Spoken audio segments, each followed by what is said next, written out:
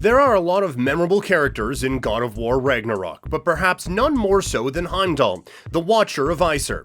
Not only is his boss fight super annoying thanks to his ability to slow down time and dash around the arena at will, Heimdall plays a vital role throughout the events of God of War Ragnarok. He is a direct threat to Atreus and Asgard, and his death is one of the key events prophesied by the Norns.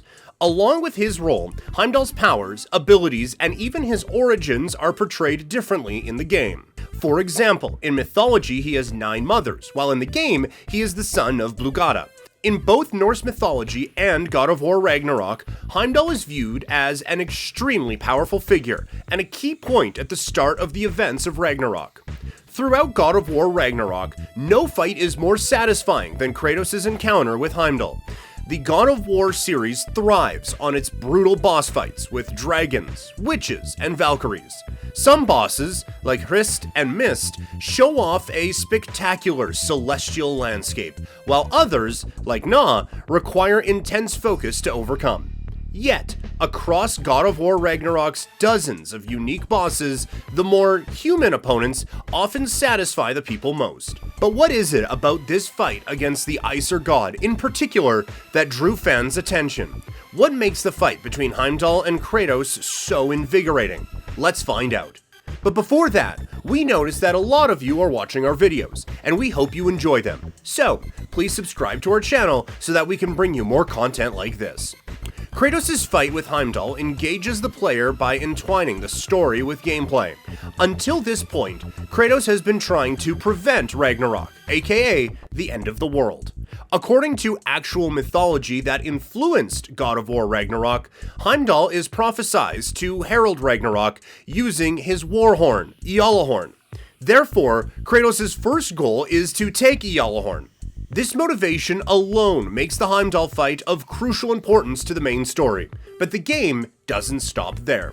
God of War Ragnarok builds the battle's emotional stakes by portraying Heimdall as a cocky slimeball. The player first meets Heimdall through Atreus' eyes when he threatens to throw Atreus off a wall before ambushing him with the intent to kill. And all this while throwing jeering taunts such as, "I suppose I should expect nothing less from half-breeds." As one of the powerful gods in God of War Ragnarok, Heimdall has the ability of pre-recognition to see moments into the future. He wields this godly power in battle to bully those weaker than himself. As Atreus helplessly fights Heimdall, we experience firsthand the frustration of his ignorance. The Heimdall fight takes this frustration and drives it towards a satisfying battle. Heimdall's battle consists of 3 phases.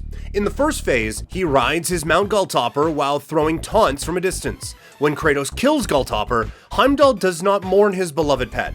He instead kicks its corpse, deeming it useless. The sheer coldness of this act removes Heimdall's last vestige of likability. In the next phase, Heimdall dances around Kratos' swings using his perceptive abilities. Again, his arrogance is on full display, but this time, it gets him in trouble. Kratos is equipped with the Draupnir Spear, a new weapon in God of War Ragnarok that overwhelms Heimdall's pre-recognition and dazes him. While it may seem silly that Heimdall falls for the same trick multiple times, it suits his character. He refuses to accept that he can be hurt. When Kratos finally lands a blow, Heimdall loses his cool and becomes vulnerable to attack. Kratos is willing to spare Heimdall, but unfortunately, Heimdall can't keep his mouth shut. When he threatens to gut Atreus, Kratos snaps and blows Heimdall's arm off.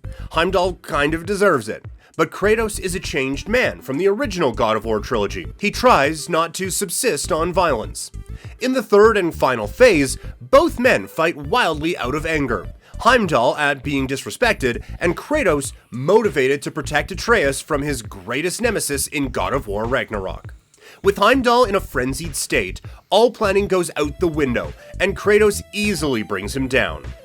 Even as Mimir warns Kratos not to revert to his old self, Kratos bashes Heimdall's head into the pavement and strangles him to death. This brief regression shows a glimmer of the violent god sleeping inside Kratos. By aligning the fight's mechanics with the game's overarching narrative, God of War Ragnarok achieves ludonarrative harmony. The mechanics back up the combatants' emotions, Heimdall's arrogance, and Kratos' pent-up rage.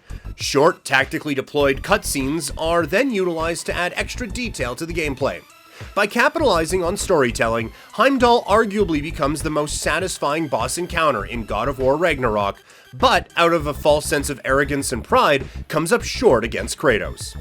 Even if it weren't for his arrogance, Heimdall's durability is incredibly low.